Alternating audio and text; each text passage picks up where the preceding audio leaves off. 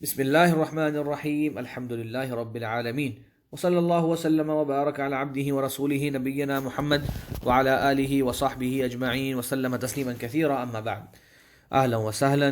کتاب التوحید کی class number 22 جس میں ہم چیپٹر نمبر 21 انشاءاللہ العزیز پڑھیں گے. میں آپ سب کو اس میں خوش آمدید کہتا ہوں. فرماتے ہیں شیخ رحمہ اللہ: باب ما جاء ان الغلو فی قبور الصالحین یصیرها اوثانا تعبد من دون اللہ. اس بات کا بیان کہ غلو کر جانا نیک صالحین کی قبروں کے بارے میں، یعنی حد سے تجاوز کر جانا، ان کی تعظیم میں، ان کی محبت میں، ان کی قبروں کے بارے میں بڑی فکر کرنا، ان کی قبروں کی زیب و زینت کرنا، ان کی قبروں پہ طرح طرح کی چادریں چڑھانا، ان کی قبروں پہ طرح طرح کی لائٹیں لگانا، کسی بھی طرح جو دین نے تعلیمات دی ہیں ان کو تجاوز کرنا، غلو کر جانا صالحین کی قبروں پہ. اس سے کیا ہوتا ہے؟ یہ ان قبروں کو بنا دیتی ہیں وثن، جن کی اللہ کے علاوہ پھر عبادت کی جاتی ہے. وثن کا لفظ جو ہے، بعض علماء نے کہا وثن سے مراد یہ ہوتا ہے کہ جیسے کہ بت، اور بعض نے کہا بت تو وہ ہوتا ہے جس کی شکل و صورت ہوتی ہے، ناک کان چہرہ ہوتا ہے، لیکن وثن جو ہے وہ جنرل ہے، وہ کوئی درخت بھی ہو سکتا ہے، کوئی پتھر بھی ہو سکتا ہے، کوئی گھر بھی ہو سکتا ہے. بہرحال نیک صالحین کی قبروں میں حد سے تجاوز کرنے سے ان کی عبادت ہونا شروع ہو جاتی ہے. یہ شیخ رحمہ اللہ فرماتے ہیں. اب اس بات کی تائید میں انہوں نے 4 احادیث ذکر فرمائی ہیں. آئیے دیکھتے ہیں. فرمایا امام مالک رحمہ اللہ نے موطا میں، جو کہ بہت بڑے امام امام مالک رحمہ اللہ کی کتاب الموطا بہت حدیث کی پرانی کتابوں میں سے ہے، فرمایا آپ صلی اللہ علیہ وسلم نے اللہم لا تجعل قبری وثنا یعبد. نبی صلی اللہ علیہ وسلم کی دعا بتلا رہے ہیں. نبی صلی اللہ علیہ وسلم کی دعا کیا تھی؟ اے اللہ تبارک و تعالی، میری قبر کو کوئی وثن نہ بنا دینا جس کی عبادت کی جائے، میری قبر کو کوئی بت یا کوئی ایسی تعظیم والی جگہ جس کی عبادت کرنا شروع ہو جائیں لوگ، ایسا نہ بنا دینا یا اللہ. پھر بیان فرمایا نبی صلی اللہ علیہ وسلم نے ایسی دعا کیوں کری؟ اشتد غضب اللہ علی قوم اتخذوا قبور انبیائہم مساجدا. اللہ تبارک و تعالی کا سخت غضب ہوا، سخت غصہ ہوا ان لوگوں پر جنہوں نے اپنے انبیاء کرام کی قبروں کو مسجد بنا لیا تھا. سوچئے، کبھی کبھی ہم سوچتے ہیں کہ اللہ تعالیٰ کا غصہ اور غضب تو خالی ان پر ہوگا جو دنیا کی آسائشوں میں ہیں، عیاشیوں میں ہیں، دین سے دور ہیں، اور ان چیزوں کو ہم سمجھتے ہیں کہ یہ دین کا حصہ ہیں کہ جناب انبیاء کرام اور صالحین کی قبروں کے پاس انسان جاتا ہو، وہاں بیٹھ کے اللہ کو یاد کرتا ہو، جبکہ اللہ تعالیٰ کا ایسے لوگوں پر غضب ہوا جنہوں نے اپنی انبیاء کرام کی قبروں کو مسجد بنا لیا تھا. تو اس سے معلوم ہوا کہ ایسا عمل کرنا، مساجد بنا لینا انبیاء کرام کی قبروں پہ، اس پہ اللہ تعالیٰ کا غضب ہوتا ہے. نہ کہ یہ کہ اللہ تعالیٰ جو ہے اس پر راضی ہوتے ہیں یا خوش ہوتے ہیں، جیسے کہ ہم میں سے بہت سے لوگ شاید سمجھتے ہوں، یا ہماری سوسائٹی میں بہت سے لوگ اس طرح سے سمجھتے ہوں گے. تو نہ ہی ان قبروں کو تعمیر کرنا ہے، نہ ہی وہاں پر اللہ تبارک و تعالیٰ کی عبادت کرنی ہے، کیونکہ یہ انسان کو شرک تک لے جائے گا، جیسا کہ شیخ رحمہ اللہ نے چیپٹر کے عنوان میں یہ بات واضح کری. پھر بیان فرماتے ہیں امام مجاہد رحمہ اللہ کا ایک اثر، یعنی ایک تابعی کی بات تفسیر میں فرماتے ہیں: افرأیتم اللات والعزی. یہ سورہ نجم میں اللہ تبارک و تعالیٰ نے کفار مکہ کو بتایا ان کے معبودات کے بارے میں.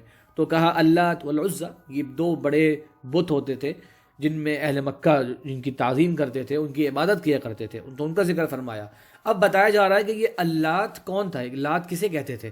تو فرمایا امام مجاہد نے: کان یلت لہم السویق فمات. وہ ان کے لیے، ان کے حاجیوں کے لیے آٹے میں گھی مکس کر کے ایک میٹھی سی روٹی بنایا کرتا. حاجیوں کی خدمت کرنے کے لیے ایک شخص تھا، وہ گندم میں اور یا آٹے کو گھی میں مکس کرتا تھا. ٹھیک ہے، اسے کہتے ہیں لت یلت، مکس کرنا، گھی کو ملا دینا. السویق جو آٹا ہوتا ہے جو گندم سے نکلتا ہے، تو ان کے لیے، حاجیوں کی خدمت کے لیے یہ بنایا کرتا. جب وہ مر گیا، عکفوا علی قبرہ، اس کی قبر پر جا کر انہوں نے اعتکاف کرنا شروع کر دیا، مطلب وہاں بیٹھنا شروع کر دیا. اس کو یاد کرتے تھے کہ کتنا نیک آدمی تھا، کتنا اچھا آدمی تھا، کتنی حاجیوں کی خدمت کیا کرتا تھا. یہی بات ابن عباس رضی اللہ فرماتے ہیں، جو شیخ نے ذکر کیا: کان یلت السویق للحاج، کہ وہ حاجیوں کے لیے اس طرح کی حلوہ بنایا کرتا جس میں آٹا اور گھی مکس کر کے کوئی میٹھی سی چیز بنایا کرتا.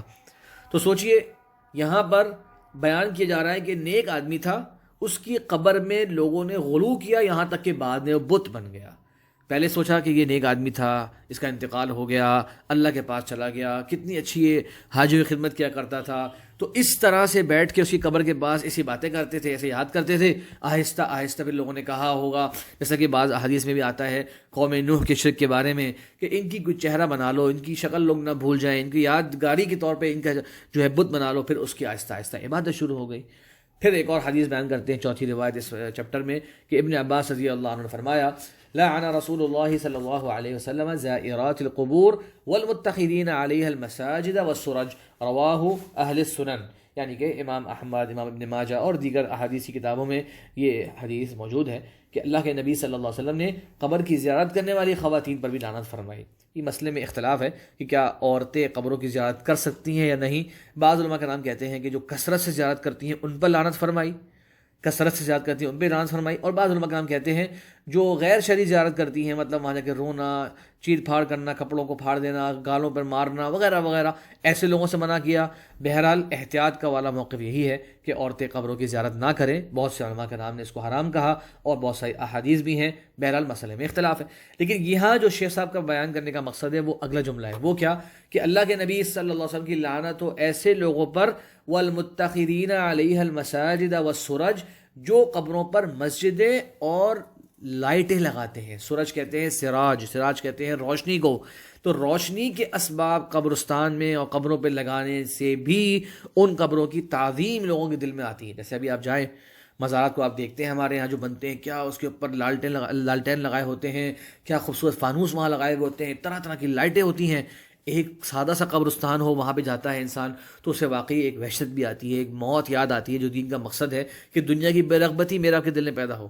لیکن جو ہمارے یہاں ہو رہا ہے کہ نیک صالحین قبروں پہ خوب پیسہ بہایا جا رہا ہے، وہاں پہ کھانا پینا بھی چل رہا ہے، وہاں پر مرد عورتوں کا اختلاط بھی ہو رہا ہے، وہاں پہ خوب لائٹیں لگی ہوئی ہیں، ایک دنیا کے بازار کا ماحول آپ نے وہاں پر دیا ہوا ہے. نبی صلی اللہ علیہ وسلم نے قبروں پر جو لائٹیں لگانے والے لوگ ہیں ان پر بھی لعنت فرمائی اس حدیث میں. یہ ابن عباس رضی اللہ عنہ اس کے راوی ہیں. تو معلوم ہوا دین اسلام نے ہر اس سبب کو، ہر اس وجہ کو جو نیک صالحین میں غلو کا باعث بنے، جو نیک صالحین میں جو ان کا رتبہ و مقام ہے اللہ تعالیٰ نے جو رکھا ہے اس سے اضافہ کرنے کا باعث بنے، دین اسلام نے اس کام سے روک دیا ہے، اس کام سے روک دیا ہے. اللہ تبارک و تعالیٰ مجھے اور آپ کو بھی توفیق عطا فرمائے کہ ہم نیک صالحین کا صحیح انداز میں احترام کریں، ان سے محبت رکھیں، اور اس طرح کے امور جو ان کی قبروں پہ ہوتے ہیں کہ مساجد تعمیر کر لی جاتی ہیں اور ان کی قبروں کو مسجد کے ایک کونے پہ بنا دیا جاتا ہے. یاد رکھیے، آپ سے ہوستا سوال کریں کہ کیا مسجد کے اگر 7 والے پلاٹ کے اندر قبر ہے تو کیا کوئی معاملہ مشکل ہے؟ تو مسجد کی جو باؤنڈری ہے اس میں قبر نہیں ہونی چاہیے. اگر مسجد کی باؤنڈری الگ ہے، سیپریٹ ہے، پھر مثال کے طور پہ ایک روڈ ہے اور اس کے ساتھ ہی پھر ایک اور پلاٹ ہے، وہاں پر کچھ قبریں بن گئی ہیں تو اس میں کوئی حرج کی بات نہیں.